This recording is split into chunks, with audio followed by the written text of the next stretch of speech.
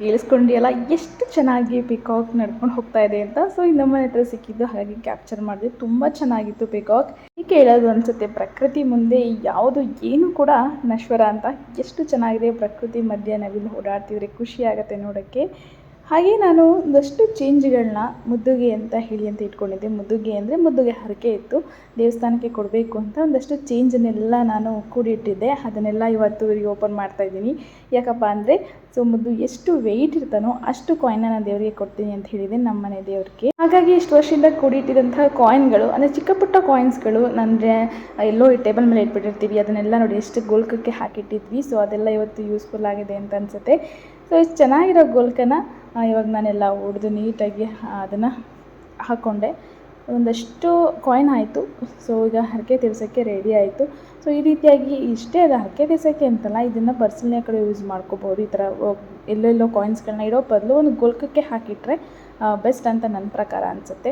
So ಮಕ್ಳಿಗೂ ಈಗಿಂದ savings ಕೂಡ ಹೇಳ್ಕೊಡಿ, ಈ ಥರ ಕಾಯಿನ್ಸ್ಗಳು ಸಿಗುತ್ತೆ ಆ್ಯಂಡ್ ಅದನ್ನೆಲ್ಲ ಹೇಗೆ ಒಂದು ಗೋಲ್ಕದ ಹಾಕಿಡಬೇಕು. ಹುಟ್ಟಿದಾಗ ಎಷ್ಟು ಕೆ ಜಿ ಇದ್ನೋ ಅಷ್ಟು ಕೆ ಜಿ ನಾನು ಇವಾಗ ಒಂದು ಕಾಯಿನ್ಗಳನ್ನ ದೇವರಿಗೆ ಅರ್ಪಿಸ್ಬೇಕು ಅಂತ ಅಂದ್ಕೊಂಡಿದ್ದೆ. ಹಾಗಾಗಿ ಅದನ್ನು ರೆಡಿ ಮಾಡಿ ಕೂಡ ಇಟ್ಕೊಂಡೆ.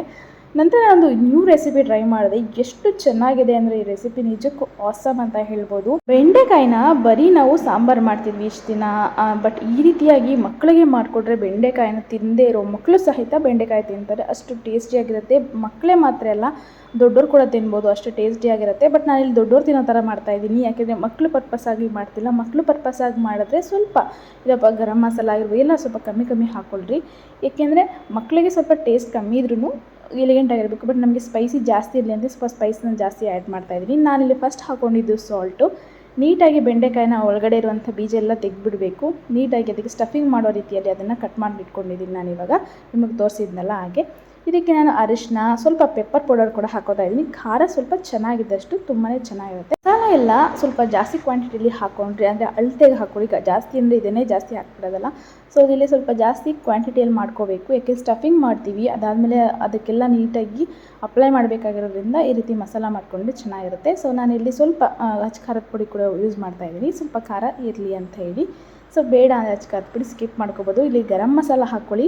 ಫ್ರೈ ಕೂಡ ಮಾಡ್ಬೋದು, ಅಂದರೆ ನೀವು ಡೀಪ್ ಎಣ್ಣೆ ಒಳಗೆ ಹಾಕಿ ಡೀಪ್ ಫ್ರೈ ಮಾಡ್ಬೋದು. ನಾನು ಇಲ್ಲಿ ಜಸ್ಟ್ ಇಲ್ಲಿ ಪ್ಯಾನ್ ಫ್ರೈ ಮಾಡ್ತಿದ್ದೀನಿ, ಅಂದರೆ ಜಸ್ಟ್ ಫ್ರೈ ಮಾತ್ರ ಅಷ್ಟೇ. ಡೀಪ್ ಫ್ರೈ ಎಲ್ಲ ಮಾಡೋಕ್ಕೆ ಹೋಗಲ್ಲ, ಯಾಕೆಂದರೆ ಫ್ರೈಯಲ್ಲೇ ತುಂಬ ಚೆನ್ನಾಗಿ ಟೇಸ್ಟ್ ಕೊಡುತ್ತೆ. ಡೀಪ್ ಫ್ರೈನ ಇನ್ನೊಂದು ದಿನ ಮಾಡೋಣ ಅಂತ ಅಂದ್ಕೊಂಡೆ. ಸೊ ಬೆಂಡೆಕಾಯಿ ಮನೇಲಿ ತುಂಬ ಅಂತಂದೇ ಇರ್ತೀವಿ. ಸೊ ತರಕಾರಿ ಜೊತೆ ಈ ಥರ ಒಂದು ಸ್ನ್ಯಾಕ್ಸ್ ಆಗಿ ಕೂಡ ಮಾಡ್ಕೊಬೋದು. ಇದನ್ನು ಸ್ನ್ಯಾಕ್ಸ್ ಆಗಿ ಕೂಡ ಮಾಡ್ಕೊಬೋದು, ಇಲ್ಲ ನೀವು ಊಟ ಕೂಡ ಹಂಚ್ಕೋಬೋದು. ನಾನಿವಾಗ ಹಾಕ್ತಾಯಿರೋದು ಬಂದು ಗರಂ ಮಸಾಲ. ಸೊ ಎರಡು ಮಿಕ್ಸ್ ಮಾಡ್ಕೊತಾ ಇದ್ದೀನಿ. ಅಕ್ಕಿ ಹಿಟ್ಟು ಸ್ವಲ್ಪ ಹಾಕ್ಕೊಳ್ಳಿ ಸಾಕು. ಇದಕ್ಕೆಲ್ಲ ಅಕ್ಕಿ ಹಿಟ್ಟು ಮತ್ತು ಕಡಲೆ ಹಿಟ್ಟು ಕೂಡ ಹಾಕೋರು ನಡೆಯುತ್ತೆ, ಬಟ್ ಅಕ್ಕಿ ಹಿಟ್ಟು ತುಂಬ ಚೆನ್ನಾಗಿ ಗರ್ಗರಿ ಫ್ಲೇವರ್ ಕೊಡುತ್ತೆ ಅಂಥೇಳಿ ಅಕ್ಕಿ ಹಿಟ್ಟು ಹಾಕಿದೆ. ಸ್ವಲ್ಪನೇ ಚಿಟಿಗೆ ನೀರು ಹಾಕ್ಬಿಟ್ಟು ನೀಟಾಗಿ ಅದನ್ನು ಪೇಸ್ಟ್ ಮಾಡ್ಕೋತಾ ಇರಬೇಕು. ಸೊ ಪೇಸ್ಟ್ ಮಾಡಿ ಇವಾಗ ಅದಕ್ಕೆ ನೀಟಾಗಿ ಒಳಗಡೆ ಫಿಲ್ ಮಾಡಬೇಕು. ಯಾವುದಕ್ಕೆ? ಬೆಂಡೆಕಾಯಿಗೆ ಫಿಲ್ ಮಾಡ್ತಾ ಬಂದರೆ ಆಯಿತು. ಸೂಪರ್ ಟೇಸ್ಟಿಯಾಗಿರುವಂತಹ ಬೆಂಡೆಕಾಯಿ ಫ್ರೈ ರೆಡಿ ಆಗುತ್ತೆ, ಡ್ರೈ ಫ್ರೈ ಇದು. ಸೊ ನೋಡಿ, ಬೆಂಡೆಕಾಯಿ ಓಪನ್ ಮಾಡಿದ್ದು ನಾನು ಬೀಜ ಎಲ್ಲ ತೆಗೆದುಬಿಟ್ಟಿದ್ದೀನಿ. ಸೊ ನಾನು ಸ್ಪೂನಲ್ಲಿ, ನಿಮಗೆ ಸಾಧ್ಯ ಆದರೆ ಸ್ಪೂನಲ್ಲೇ ಫಿಲ್ ಮಾಡ್ಕೊಳ್ಳಿ, ಇಲ್ಲ ಅಂತ ಅಂದರೂ ಕೈಯಲ್ಲಿ ಫಿಲ್ ಮಾಡ್ಕೊಳ್ಳಿ. ಇಫ್ ಕಂಫರ್ಟಬಲ್ ಯಾವ ರೀತಿಯಾಗಿರುತ್ತೋ ಆ ರೀತಿ ಫಿಲ್ ಮಾಡ್ಕೋಬಹುದು. ಸೊ ನನಗೆ ಸ್ವಲ್ಪ ಸ್ಪೂನ್ ಕಂಫರ್ಟಬಲ್ ಅಂತ ಅನ್ನಿಸ್ತು ಸ್ಟಾರ್ಟಿಂಗು. ಸೊ ಹಾಗಾಗಿ ಫಿಲ್ ಮಾಡ್ಕೋತಾ ಇದ್ದೆ. ಆ್ಯಂಡ್ ನಾನು ಕೂಡ ಫಸ್ಟ್ ಟೈಮ್ ಟ್ರೈ ಮಾಡಿದ್ದು. ಸೊ ಹೇಗೆ ಬರುತ್ತೆ ನೋಡೋಣ ಅಂತ ಹೇಳಿ, ಬಟ್ ತುಂಬ ಚೆನ್ನಾಗಿತ್ತು. ತಿನ್ನೋಕ್ಕೆ ತುಂಬ ಟೇಸ್ಟಿಯಾಗಿದೆ. ಸೊ ಬೇಳೆ ಸಾಂಬಾರು, ಈ ರೀತಿ ಸಾಂಬಾರಿಗೆಲ್ಲ ನಾವು ಸ್ನ್ಯಾಕ್ಸ್ ಅಂತ ಹೇಳಿ ಖಾರಗಳನ್ನ ಹಂಚ್ಕೊಳ್ಳೋ ಬದಲು ಈ ರೀತಿಯಾಗಿ ಹೆಲ್ದಿ ಸ್ನ್ಯಾಕ್ಸ್ನ ಹಂಚ್ಕೊಳ್ಳಿ, ಚೆನ್ನಾಗಿರುತ್ತೆ ಬೆಂಡೆಕಾಯಲ್ಲಿ. ಎಸ್ಪೆಷಲಿ ಬೆಂಡೆಕಾಯಿ ಮಕ್ಕಳು ತಿನ್ನೋದೇ ಇಲ್ಲ, ಆಲ್ಮೋಸ್ಟ್ ತಿನ್ನೋದೇ ಬಿಟ್ಬಿಡ್ತಾರೆ, ಯಾಕೆಂದರೆ ಅದೊಂಥರ ಇರುತ್ತೆ ಅಂತ ಹೇಳಿ. ಬಟ್ ಈ ರೀತಿ ಫಿಲ್ ಮಾಡ್ಕೊಳ್ಳಿ, ತುಂಬ ಒಳ್ಳೆಯದು. ಬುದ್ಧಿ ಕೂಡ ತುಂಬ ಚುರುಕಾಗುತ್ತೆ. ಬೆಂಡೆಕಾಯಿ ತಿಂದರೆ ಬುದ್ಧಿ ಚುರುಕಾಗುತ್ತೆ, ಜ್ಞಾನ ಕೂಡ ಹೆಚ್ಚಾಗುತ್ತೆ. ಓದೋ ಮಕ್ಕಳಿಗೆ ಬೆಂಡೆಕಾಯಿ, ಈ ಒಂದೆಲ್ಗ ಸೊಪ್ಪು ಈ ರೀತಿಯಾಗಿರುತ್ತಲ್ಲ, ಅದೆಲ್ಲ ಕೊಟ್ಟು ತುಂಬ ಚೆನ್ನಾಗಿರುತ್ತೆ, ಓದ್ತಾರೆ ಅಂತ ಹೇಳಿ ಹೇಳ್ತಾರೆ. ಸೊ ಮೆಂಟಲಿ ಸ್ಟ್ರಾಂಗ್ ಮಾಡುತ್ತೆ ನಿಮ್ಮನ್ನು, ಒಂದು ಅಷ್ಟೇ ಉದ್ದೇಶಕ್ಕೆ. ಸೊ ಆಹಾರದಲ್ಲೇ ಎಲ್ಲ ಕೂಡ ಇದೆ, ಬಟ್ ನಾವು ಅದನ್ನು ಸರಿಯಾದ ರೀತಿಯಲ್ಲಿ ಮಕ್ಕಳಿಗೆ ಕೊಡೋದು ಅಭ್ಯಾಸ ಮಾಡ್ಕೋಬೇಕಾಗತ್ತೆ.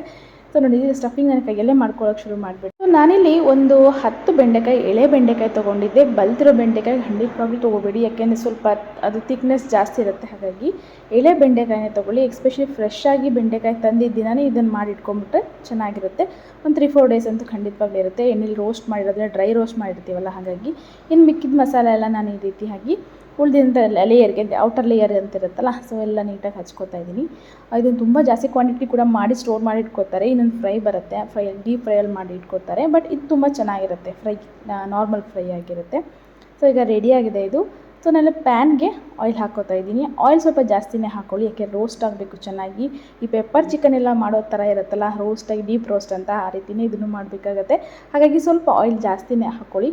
ಆಯಿಲ್ ಇಲ್ಲ ಅಂದರೆ ಮಕ್ಳಿಗೆ ಮಾಡ್ತಿದ್ದೀರಾ ಅನ್ನೋದಾದ್ರೆ ಸ್ವಲ್ಪ ತುಪ್ಪ ಹಾಕ್ಕೊಳ್ಳಿ, ತುಂಬ ಚೆನ್ನಾಗಿರುತ್ತೆ. ಆಯಿಲ್ನ ಸ್ಕಿಪ್ ಮಾಡಿಬಿಡಿ, ತುಪ್ಪ ಹಾಕ್ಕೊಳ್ಳಿ. ತುಪ್ಪ ತಿನ್ನಿಸೋ ಅಭ್ಯಾಸ ಮಾಡಿದ್ರೆ ಮಕ್ಕಳಿಗೆ ಸೊ ಅದು ಸ್ವಲ್ಪ ಟೇಸ್ಟಿ ಕೂಡ ಚೆನ್ನಾಗಿರುತ್ತೆ. ಹಾಗಾಗಿ ಅವರು ಬೇಗನೆ ಅದ್ರ ಜೊತೆ ಬೆಂಡೆಕಾಯಿನೂ ಬೇಗನೆ ತಿಂತಾ ಇರ್ತಾರೆ. ಸೊ ಸ್ವಲ್ಪ ಉಪ್ಪು ಖಾರ ಎಲ್ಲ ಹಾಕಿರ್ತೀವಲ್ಲ, ಸೊ ಹಾಗಾಗಿ ನಾನು ತೋರಿಸಿದ್ದು ಕ್ವಾಂಟಿಟಿಲಿ ಸ್ವಲ್ಪ ಕಮ್ಮಿನೇ ಹಾಕ್ಕೊಳ್ಳಿ ಮಕ್ಳಿಗೆ ಮಾಡ್ತೀನಿ ಅನ್ನೋದಾದರೆ. ಸೊ ಕಡಲೆ ಹಿಟ್ಟು ಹಾಕ್ಕೊಂಡ್ರೆ ಸ್ವಲ್ಪ ಚೆನ್ನಾಗಿ ಬರುತ್ತೆ ಮಕ್ಳಿಗೆ ಮಾಡಿದ್ರೆ. ಸೊ ನಾನು ಜೀರಿಗೆ ಹಾಕೋತಾ ಇದ್ದೀನಿ, ಜಸ್ಟ್ ಫ್ಲೇವರ್ಗೋಸ್ಕರ ಅಷ್ಟೇ, ಇನ್ನು ಯಾವುದೇ ಪರ್ಪಸ್ ಪುಡಿ ಏನಲ್ಲ ಅದು. ಸೊ ಜೀರಿಗೆ ಪುಡಿ ಆಲ್ರೆಡಿ ನಾನು ಸ್ಟಫಿಂಗಲ್ಲಿ ಹಾಕ್ಬಿಟ್ಟಿರ್ತೀನಿ. ಸೊ ಇದು ಸ್ವಲ್ಪ ಜಸ್ಟ್ ಜೀರಿಗೆ ಹಾಕ್ಬಿಟ್ಟು ಇವಾಗ ಬೆಂಡೆಕಾಯಿನ, ಸೊ ನಾವು ಏನು ಮಾಡ್ಕೊಂಡಿರ್ತೀವಲ್ಲ ಬೆಂಡೆಕಾಯಿ, ಎಣ್ಣೆ ಕಾದಿದೆಯಾ ಅಂತ ಫಸ್ಟು ಟೆಸ್ಟ್ ಮಾಡಿಕೊಂಡು ಆಮೇಲೆ ಉಳಿದಂಥ ಎಲ್ಲ ಬೆಂಡೆಕಾಯಿನೂ ಹಾಕೊಳ್ಳೋಷ್ಟು ಸ್ಟಾರ್ಟ್ ಮಾಡಿ. ಆಲ್ರೆಡಿ ನಾನು ಬೆಂಡೆಕಾಯಿ ವಾಶ್ ಮಾಡಿದ್ದೆ, ಹಾಗಾಗಿ ನೀರಂಶ ಇದ್ದಿದ್ರೆ ಎಣ್ಣೆಗೆ ಹಾಕಿದ ತಕ್ಷಣ ಅದು ಸಿಡಿಯೋಕ್ಕೆ ಶುರು ಮಾಡಿಬಿಡುತ್ತೆ. ಸೊ ಬೆಂಡೆಕಾಯಿನ ವಾಶ್ ಮಾಡೇ ನೀವು ನಂತರ ಇದನ್ನು ಸ್ಟಫಿಂಗ್ ಮಾಡಬೇಕು. ಸ್ವಲ್ಪ ನೀರಂಶ ಇರುತ್ತೆ, ಏನು ಮಾಡೋಕ್ಕಾಗಲ್ಲ, ಬಟ್ ಫ್ರೈ ಆಗುತ್ತೆ. ಸೊ ನೀಟಾಗಿ ನೋಡಿ ಎಷ್ಟು ಚೆನ್ನಾಗಿ ಇವಾಗ ಅದು ಎಣ್ಣೆಯಲ್ಲಿ ಬೇಗ ಸ್ಟಾರ್ಟ್ ಆಗುತ್ತೆ. ಸೊ ಅದನ್ನು ಸ್ವಲ್ಪ ನೀರಲ್ಲಿ ಕ್ಲೋಸ್ ಮಾಡ್ಕೊಳ್ಳಿ, ಯಾಕೆಂದರೆ ತಕ್ಷಣ ಎಣ್ಣೆಗೆ ಹಾಕಿದ ತಕ್ಷಣ ಅದೇನು ಫ್ರೈ ಆಗೋಕ್ಕೆ ಸ್ಟಾರ್ಟ್ ಆಗೋಲ್ಲ. ಸೊ ಹಾಗಾಗಿ ಸ್ವಲ್ಪ ಡೀಪ್ ಫ್ರೈ ಆಗಿರೋದ್ರಿಂದ ಸ್ವಲ್ಪ ಚಿರ ಅನ್ನತ್ತೆ. ಹಾಗಾಗಿ ಒಂದು ಸ್ವಲ್ಪ ಕೈಯೆಲ್ಲ ಆಡಿಸ್ಬಿಟ್ಟು ಅದನ್ನು ನೀಟಾಗಿ ನೀರಲ್ಲಿ ಕ್ಲೋಸ್ ಮಾಡಿಬಿಡಿ. ಚೆನ್ನಾಗಿ ರೋಸ್ಟ್ ಆಗಲಿ. ಒಂದು 15 ನಿಮಿಷ ಆದರೆ ಕ್ವಿಕ್ಕಾಗಿ ರೆಡಿಯಾಗಿ ಹೋಗುತ್ತೆ, ಬೇಗನೆ ರೆಡಿ ಆಗುತ್ತೆ ಇದು. ಟೈಮ್ ತೊಗೋಬೇಕು ಅಂಥದ್ದು ಏನೂ ಇಲ್ಲ. ಸೊ ಸ್ಟಫಿಂಗ್ ಮಾಡೋದನ್ನಷ್ಟು ಸ್ವಲ್ಪ ಟೈಮ್ ತೆಗೆಯುತ್ತೆ ಅಷ್ಟೇ, ಅದಾದಮೇಲೆಲ್ಲ ನೀಟಾಗಿ. ಸೊ ಫ್ರೈ ಈಗ ರೆಡಿಯಾಗಿದೆ. ಸೊ ನೀಟಾಗಿ ಅದನ್ನು ಫ್ರೈ ಮಾಡ್ಕೋಬೇಕಷ್ಟೆ. ಸೊ ಈಗ ಸ್ವಲ್ಪ ಆಗಿದೆ, ಸ್ವಲ್ಪ ಅಂದರೆ ಸ್ವಲ್ಪ ತಿರುಗಿಸ್ಕೊಳ್ಳಿ, ಒಂದೇ ಕಡೆ ಬೆಂದಿರೋ ಇರುತ್ತಲ್ಲ, ಹಾಗಾಗಿ ನಾನು ಸ್ವಲ್ಪ ಕೈ ಹಾಡ್ಬಿಟ್ಟು ಮತ್ತೆ ನೀಡಲ್ನ ಕ್ಲೋಸ್ ಮಾಡಿಕೊಂಡು ನೀಟಾಗಿ ರೋಸ್ಟ್ ಮಾಡ್ಕೋಬೇಕು. ಈಗ ನೋಡಿ ಚೆನ್ನಾಗಿ ರೆಡಿಯಾಗಿದೆ, ಘಮ ಘಮ ಅಂತ ಇರುತ್ತೆ, ಫ್ಲೇವರ್ ಸಖತ್ತಾಗಿರುತ್ತೆ. ಅಲ್ಲೇ ಅಂದರೆ ತುಪ್ಪ ಹಾಕಿ ಮಾಡೋದಂತೂ ಇನ್ನೂ ಚೆನ್ನಾಗಿರುತ್ತೆ. ಸೊ ಸಾಕು, ಇಷ್ಟು ರೋಸ್ಟ್ ಆದರೆ ಸಾಕು, ತೀರಾ ರೋಸ್ಟ್ ಆದರೆ ಕಪ್ಪಾಗಿಬಿಡುತ್ತೆ. ಇಷ್ಟು ಸ್ವಲ್ಪ ರೋಸ್ಟ್ ಆಗಬೇಕು. ನೀವು ಮದುವೆ ಮನೆಗಳೆಲ್ಲ ತಿಂತಾ ಇರ್ತೀರಾ, ಮದುವೆ ಮನೆಗಳಲ್ಲಿ ಇವಾಗ ಇದನ್ನು ಮಾಡ್ತಾರೆ, ತುಂಬಾ ಚೆನ್ನಾಗಿರುತ್ತೆ ಟೇಸ್ಟಿಯಾಗಿ. ನೀವು ಕೂಡ ಟ್ರೈ ಮಾಡಿ ಹೇಳಿ ಹೇಗಿದೆ ಅಂತ. ಡೆಫಿನೆಟ್ಲಿ ಇದು ಮಕ್ಳಿಗಂತೂ, ಮಕ್ಕಳಿರೋ ಮನೆಗಳಂತೂ ಈ ಥರ ಮಾಡಿಕೊಟ್ಟು ತುಂಬಾ ಚೆನ್ನಾಗಿ ತಿಂತಾರೆ. ಮಕ್ಕಳ ಜೊತೆ ವಯಸ್ಸಾದವ್ರು ಕೂಡ ತಿಂತಾರೆ. ಎಷ್ಟು ಚೆನ್ನಾಗಿರುತ್ತೆ ಗೊತ್ತಾ, ಫ್ಲೇವರ್ ಆಸಮ್.